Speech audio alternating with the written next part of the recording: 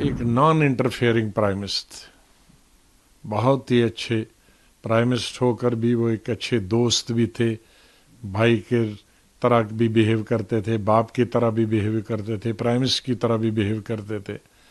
ان کو کبھی بھلایا نہیں جا سکتا. اللہ سے یہی دعا ہے، بھگوان سے یہی پرارتھنا ہے کہ ان کے آتما کو شانتی دے. People friendly, cabinet friendly prime minister ملنا بہت مشکل ہے. منموہن سنگھ جی کے نधन پر بہت ہی افسوس ہوا. وہ میرے خیال میں دیش کے پہلے پردھان منتری تھے جو اکانومسٹ، اور ان کی چھاپ پوری دنیا میں پڑی. ان کے اکنامک لبرلائزیشن کے لیے، جس سے ہندوستان کا اکنامک نقشہ ہی بدل گیا. آج ان کے کرٹک بھی ان کی تعریف کرتے.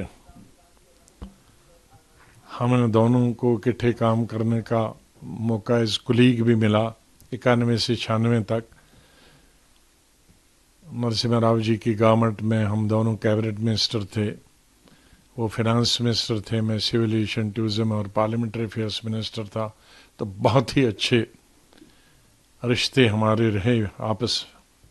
مجھے یاد ہے کہ 93-94 میں ایز سول ایویشن منسٹر جب میں اس کو پرائیویٹ ایئر لائن کو بھی الاؤ کرنا چاہتا تھا تو میں ان کے پاس بیٹھا اور میں نے کہا کہ میں کیبنٹ میں پرپوزل لا رہا ہوں اوپن اسکائی پالیسی، تو آپ کی مدد کی ضرورت چاہیے. تو انہوں نے کہا یہی تو میں چاہتا تھا اور آپ لائیے مدد کریں. اس کے بعد مجھے موقع ملا ان کے ساتھ ایز منتری کے روپ میں بھی، جب وہ پردھان منتری تھے 2004 اور 2005 میں، اور پھر میں چیف منسٹر گیا. اور 2009 سے لے کر 2014 تک میں دوبارہ ان کے انڈر ہیلتھ منسٹر رہا. ایک نان انٹرفیئرنگ پرائم منسٹر، بہت ہی اچھے پرائم منسٹر ہو کر بھی وہ ایک اچھے دوست بھی تھے، بھائی کے طرح بھی بیہیو کرتے تھے، باپ کی طرح بھی بیہیو کرتے تھے، پرائم منسٹر کی طرح بھی بیہیو کرتے تھے. ان کو کبھی بھلایا نہیں جا سکتا. اللہ سے یہی دعا ہے، بھگوان سے یہی پرارتھنا ہے کہ ان کے آتما کو شانتی دے اور ان کی مسز کو شکتی دے، ان کے بچوں کو شکتی دے یہ صدمہ برداشت کرنے کا. کئی چیزیں چل رہی ہیں. انہوں نے ریسیشن کے دور کو بھی بڑے اچھے سے بخوبی سے پورا سنبھالا تھا. وہ چیزیں بھی چل رہی ہیں.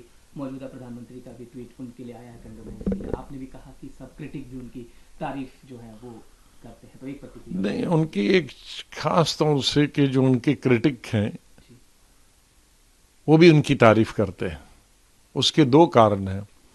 ایک تو ایک ایسے سمے پہ انہوں نے اکنامک لبرلائزیشن لایا کہ جب دیش پوری دنیا نیچے جا رہی تھی اور ہندوستان اوپر اٹھ گیا تھا، اور تب سے پیچھے بھارت نے نام نہیں لیا. جانے سب پردھان منتریوں نے اس کو، چاہے وہ کانگریس کے تھے یا نہیں تھے یا آج کے پردھان منتری تھے، اس کو آگے چلا رہے.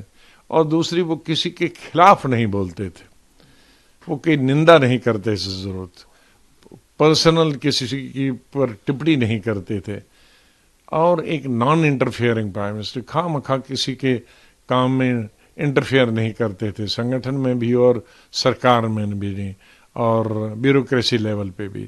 تو اس طرح کے people friendly, cabinet friendly prime minister ملنا بہت مشکل ہے.